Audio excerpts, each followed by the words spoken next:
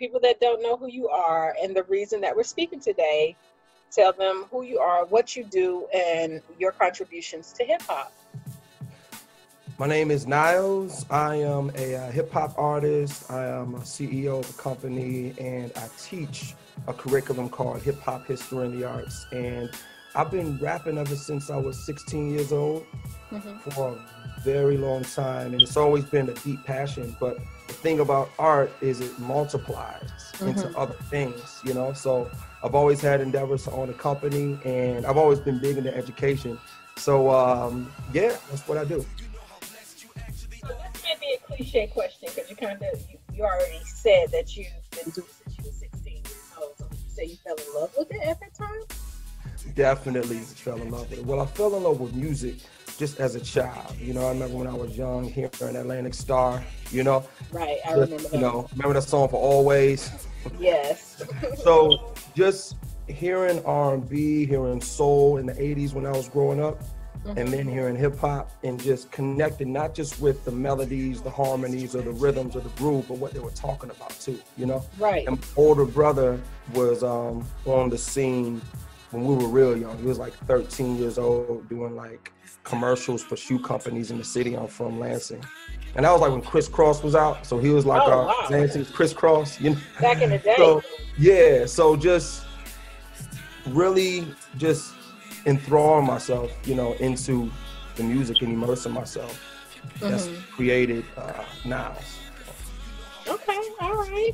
So were you always a lyricist? Like, you always rap? Did you do anything else? Great question. So I played sports before I started rapping. You know, everyone around the way, all the dudes, you want to go to the NBA, go to the NFL when we're younger, you know, working on jump shot, 100 shots a day, basketball practice, all that stuff. But I was always deep into music. And the thing is, and I tell my students now, if you're able to soak up a song, in other words, if you memorize a song very fast and lyrics, that is an indicator of you potentially becoming an artist, because you're able to tap in to a certain type of vibe and a certain type of connection with music. So when you start writing your own music, it's like, it comes to you faster. So that's what I would do when I'd hear artists like Nas or Common back in the day, or Lords of the Underground, The Tribe Called Quest. It would just soak in, and I would know the lyrics very fast. So I'd always be rapping lyrics, and me and my homies at the basketball practice, we'd be listening to Outkast. And then when I was 16, I wrote my first rhyme, and my older brother was down in Atlanta. He was working with Too Short. He was just moving fast, but he was doing like production. And when I rapped my first rhyme to him, he was like, that was actually good. And I thought it was like, okay, I mean, it's your first one, you know? Keep going, you know? And so I was always able to just soak in music.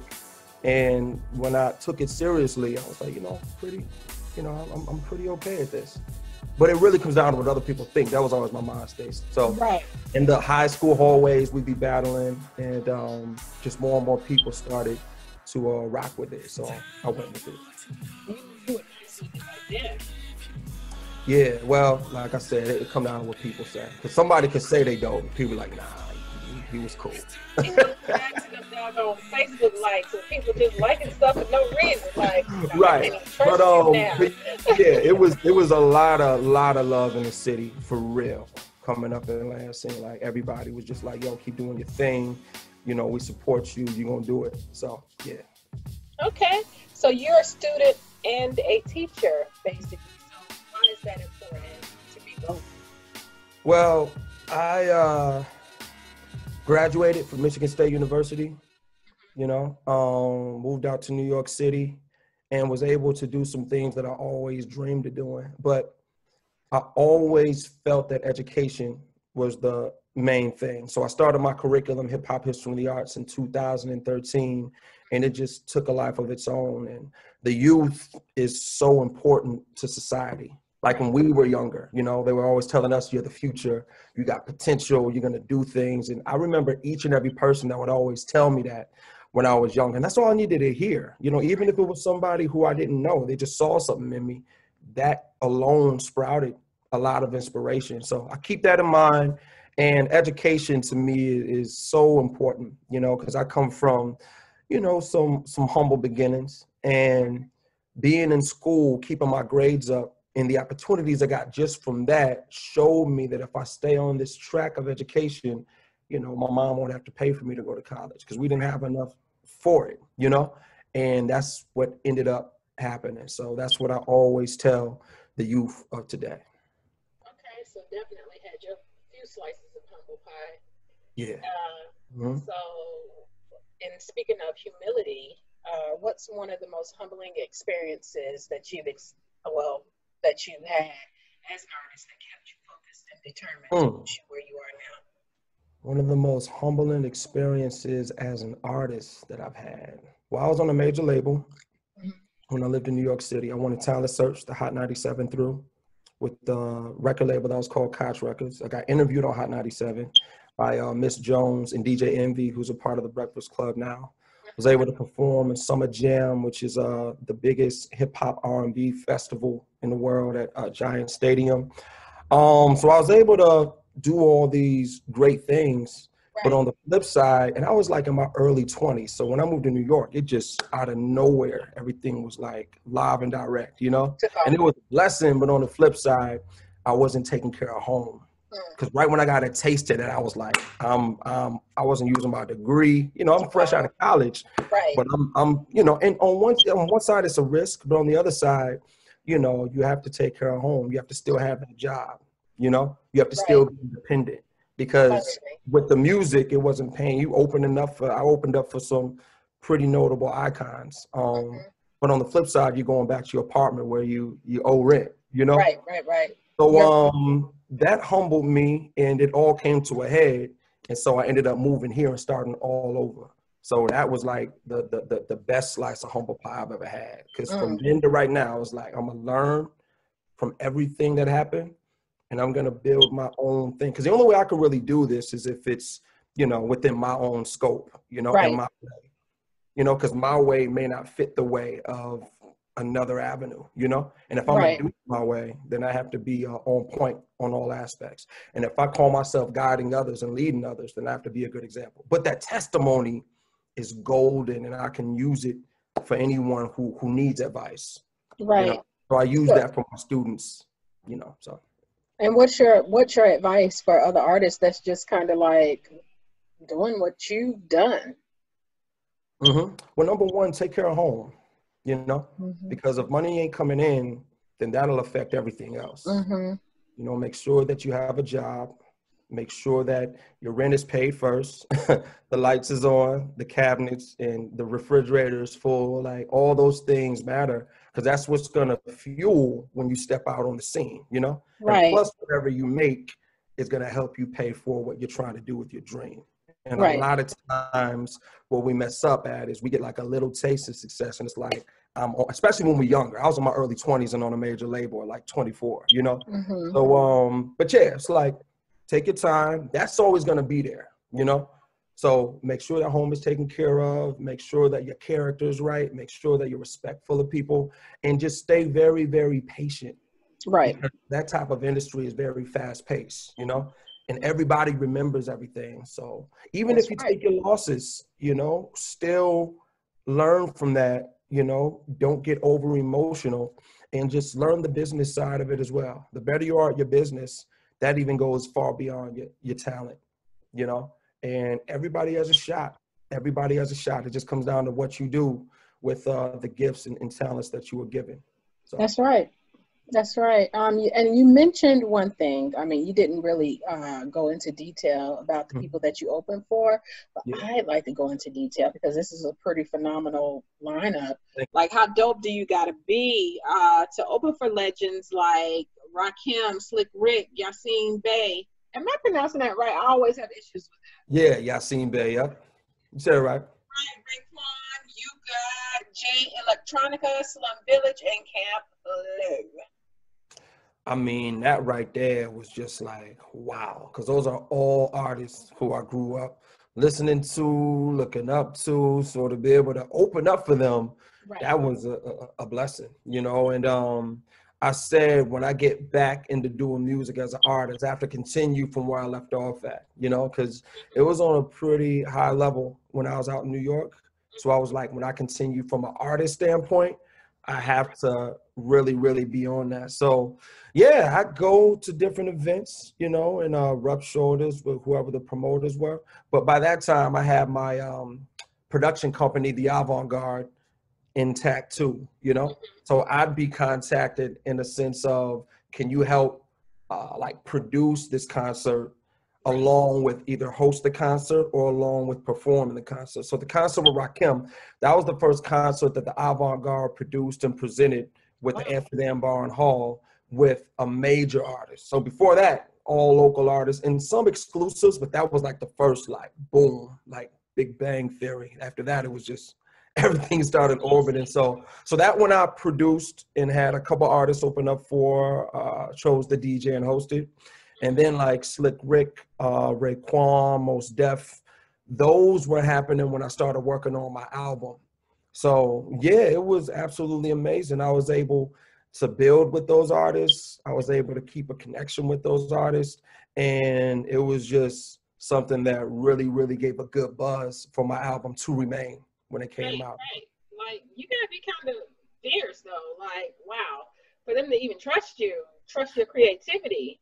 Exactly. That's real. Yeah. I mean, you know, I feel like with the background that I had when I was in New York, that really prepared me for like that level of conducting business and that level of creativity as well, you know, because you have to be on point, you have to be on time, you have to be all that, you know? Right. So working in those, and I've worked at BET before and CBS in the film world. So just being in those prestigious fields, I feel like got me ready for when I stepped back in that lane. Now it was like, okay, now I know exactly what to do. But now it's like I'm older now than I was.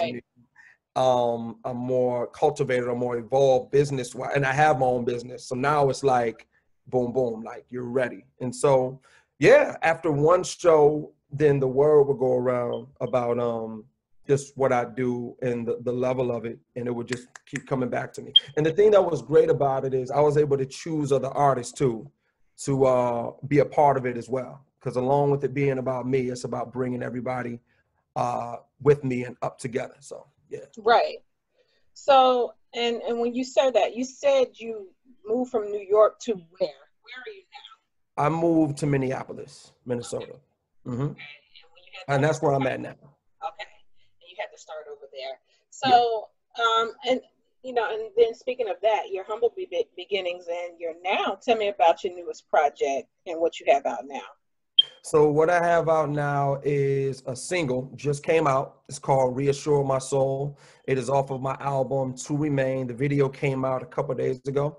And it's about reminding every single human being about how blessed you are. Like no matter what you are going through, it's always people going through way worse.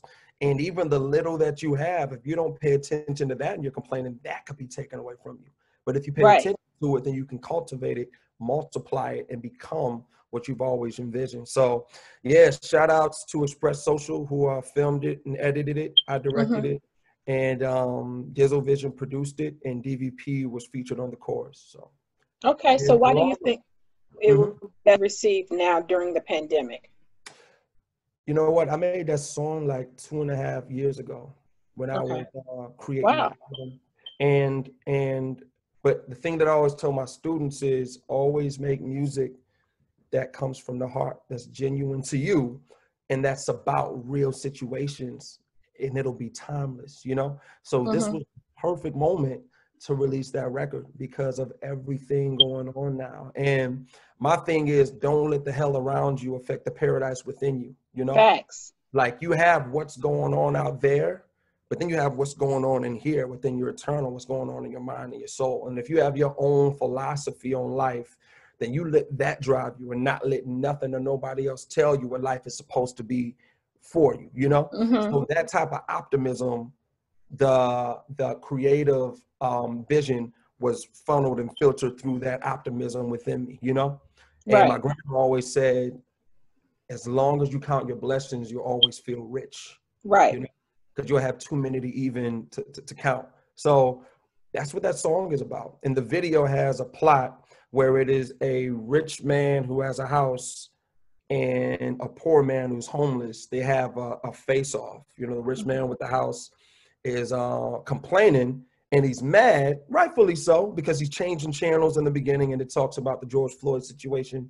It talks about police brutality, coronavirus, all of this just treacherous stuff going on. So he gets up and leaves, and then he goes on a cruise to, you know, blow off some steam. Then he comes across this homeless man, and yeah, the rest of the plot, if y'all can see the video, y'all definitely know that the ending, and it's something that's making people cry and become emotional because it's making them reflect on their lives. So. So then is it just one single or an album? So Reassure My Soul is the single. The album is called To Remain. And it's out on all digital music platforms right now, from Spotify to Tidal to Amazon to Apple Music. Just put in Niles, Niles, and To Remain, Toremain. Okay, so and what is the basis for the entire album? The basis for the album is, well, the word remain to me is the most powerful word in the dictionary, because what remains is what always will be. So, and it goes forever as far as the meaning and the concept of remain. So to remain yourself in a world that's trying to change you, to remain diligent, to remain optimist, to remain powerful, just to remain you. And as long as you remain, then nothing will ever shake you. You know, it's like an evergreen tree. No matter the weather, it still remains, you know? But a tree that has like a loose and weak root, that'll just, no matter what happens, that'll be pulled out of the ground. So remain. That's what the concept of the album is. Okay, and you seem pretty in touch with everything woke, Thank you. in a way that you can reach the younger generation as well as the older generation.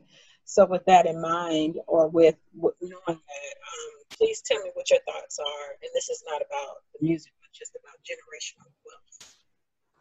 Generational wealth is very important. You know, I can see with me, I try to speak for myself and let that be an example opposed to speaking for other people. Right. You know, I come from poverty. You know, I come from homelessness. I come from living in hotels, motels, on the streets, basements of churches sometimes. And this is like in middle school, you know. We didn't have a lot, you know, staying with my grandparents sometimes and all of those different aspects. So education was my solace, you know. When I got good grades and I was able to do other things outside of the environment that I came up in, as a result, that showed me that if I continue to have my education right, then I can grow out of this situation. And then along with that, if I'm able to build financially, then not only am I able to help myself, then I'm able to create a whole new reality, you know, and see what it is from there and have people follow that. So it's just very important, you know, especially as people of color, you know, with all of the things when we look at our history and when we look at, you know, how many CEOs and entrepreneurs that we don't have, you know, we still have ways to go. And shout outs to everybody who's doing the thing. But along with that, I think it's important to be a good example because the kids are watching us. The youth is watching our every single move. And that's something that we just forget about. We just do our own thing and not think about what they're doing and what they're watching. And then when they do certain things that's negative, right, older generation want to get mad at them, but they're just reflecting what they see, you know? So I just think it's important to be an example and then let that speak for itself. Okay, I can dig it. I like that response. Yeah, from a teacher and a student. Yeah, exactly. Yeah, both, you know, the balance. So where can people find your music? And I'm going to ask you one more question before I let you go. So people can find my music it's on all digital music platforms. Along with that, my website, www.theavantgardeis.com, avantgardeis.com, and at Niles Got You on IG, NILESGOTYOU. And I wanted to talk about one other thing, if that's okay. That's okay. That's the up and coming project. So yes. We are going to release a song called Superhero. There's an ode to Chadwick Boseman. All of us know who Chadwick Boseman is. Right. Brother was absolutely incredible. The actor who played James Brown, Thurgood Marshall, so many other incredible people, Jackie Robinson, and King T'Challa from Black Panther, who unfortunately passed away this year. So it's me, Nabate Isles, who is a Grammy Award winning trumpet player and producer, and a woman named Beth Griffith Manley, who was an R&B singer out of Detroit, Michigan, who was featured on The Voice on Team John Legend, and she's been on tour with Anita Baker. And it's an honor to be able to do something like this, because Chadwick Boseman's a role model to me, who led by example. We both have the same first name too, you know, ironically. And it's just something that's real deep to me, because you know, we lost that brother too soon. He had way much more to give. But then just imagine everything that he was able to do with his time, you know, knowing what the situation was and not letting the world know, you know? And us finding out after. That just shows how much he cared about his craft and about people, you know? Right. Selfless he was. So, yeah, everybody, Superhero will be releasing November 27th of this month. And it's an honor to do it with two really, really credible and great people in the industry, Nabate Isles and Beth Griffith Manley. Phenomenal. Nabate, I know him. He's just a phenomenal artist. And, you know, yes. Layered. Yes, that is my brother. Like, we used to do sit-in concerts in New York City way back in like 2008, 2007. So it's great to connect with him. And shout outs to him too for winning the Grammys and working with Jill Scott and, you know, Fantasia. The brother's doing it. Yeah. Right, and that just goes back to your level of creativity, and where you are, you know, working with the best. It's just like you require excellence, whether it's from your craft or musicianship or just doing the doggone thing. Yes, yes. That's good too that you noticed that. And the same thing with Interrupted Blogs, you know, like I watch what you do, the people you've interviewed. So when you hit me up, I was like, yes. Thank you. Yeah. I do have one more question, because I asked you about the song "The Time Is Now," and you shared that with me. That song is very old school, and I said, well, when it's something that's raw hip hop, you don't want to label it old school, so we'll just go with raw hip hop. What was the inspiration behind it? The old school is classic. It's classic, right? I think the word classic. So yeah, what were you asking though, Tawanda? What was your inspiration behind it? So when I told you about when I stopped doing music for 6 years after I moved here, I was just like, you know what? I'm done with it. You know, I don't want to go back to it. I'll start a whole other lane of life and a whole other lane of career, you know? But when I decided to get back to it, it was like I had to face myself, you know? I had to face my fears, face my anxieties. And writing that song was actually emotional, because it was like you're looking in the mirror and you're like, the time is now. Either you're going to take this jump or you don't, you know? So when I created that record and when I released it, it actually felt the opposite of what I thought it was going to feel like. Okay, here we go. It's out, you know? Like, I'm nervous, I don't know. But on the flip side, it was a relief. It was a release. And it was exactly what I needed, because I'm speaking deep from the heart about how not letting anything hold you back is the way that you have to be. You have to go for it. And you can't hesitate. You can't procrastinate. The time is right now to just do it, to just do it. So that's what that came from. And my older brother directed the music video. He's down in Miami. His name is Segrin Phillips, and he has an incredible film and editing company called Soul Gorilla Films. And he's worked with people from T-Pain, the Baby from Cash Money, to Trina. Like, he just got selected for the Miami Film Festival for a movie called Proxy. So he's on the scene doing it big. And you know, he looked out for his little bro on that one. So shout outs to Butch. That's what we call him, Butch. Oh yeah, and it's featuring Caroline Naomi, a Nigerian-born artist who's a great singer. So okay, and Jordan Brooks produced it. So I'm sorry. A man named Jordan Brooks produced the record. Produced it. That track is bomb. So thank you. I appreciate that. Yeah, yeah. I'm in North Carolina. Yes. That's the best part about it, when your music or art goes out and it hits, you know, it's different people who get it from different places around the world. So yeah. Well, thank you for sharing your talents with us. So, you're welcome. Yes. How can our viewers follow you? So yeah, on IG it's at Niles Got You, at NILESGOTYOU.